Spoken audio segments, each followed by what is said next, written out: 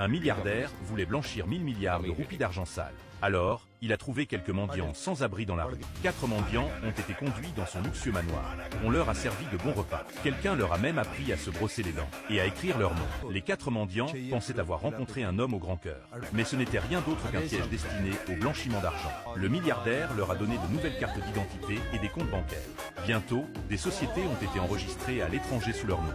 Les mendiants n'avaient aucune idée de ce qui se passait réellement. Personne ne leur a jamais dit la vérité. Pour le milliardaire, ils n'étaient que des pions jetables. Et derrière ce stratagème se cachait un secret encore plus sombre.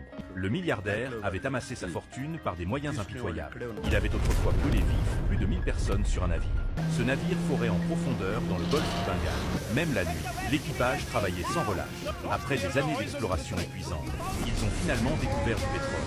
Le gisement contenait plus de 14 000 milliards de mètres cubes de brut. C'était suffisant pour rendre leur pays totalement indépendant des importations. Les ingénieurs ont immédiatement signalé la découverte à leurs supérieurs. Jacques, l'homme qui contrôlait pratiquement le commerce du pays, a été le premier informé. Il a ordonné aux ingénieurs de garder la découverte secrète.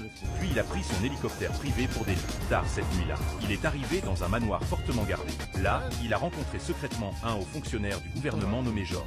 Lorsque Jacques a révélé l'ampleur de la réserve de pétrole, Georges a été stupéfait. Après le choc, il a demandé pourquoi Jacques en avait été informé avant lui. Jacques n'a pas pris la peine de cacher ses véritables intentions. Il ne voulait pas seulement être le premier à l'apprendre, il voulait le contrôle de tout le gisement pétrolier. Georges pensait qu'il n'y avait pas grand-chose à discuter. À l'approche des élections nationales, il y voyait l'occasion idéale. Annoncer la découverte pourrait instantanément améliorer la réputation du gouvernement. Mais Jacques avait un autre plan en tête.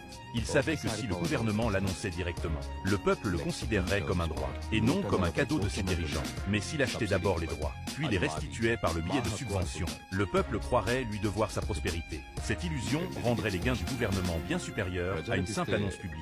Jacques promit que s'il obtenait le contrôle total des ressources, il pourrait garantir la victoire électorale de Georges, et même assurer sa réélection. Pour s'assurer que rien ne tourne mal, Jacques conçut un plan impitoyable. Cette nuit-là, il organisa une explosion sur la plateforme pétrolière offshore.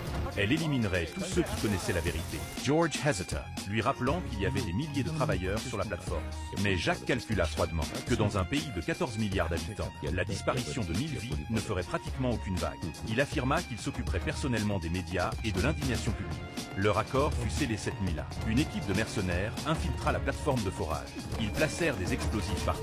Les ingénieurs, qui venaient de découvrir le trésor énergétique de leur nation, n'eurent jamais la chance de partager la bonne nouvelle avec leur famille. Ils sombrèrent à jamais dans les profondeurs de la mer.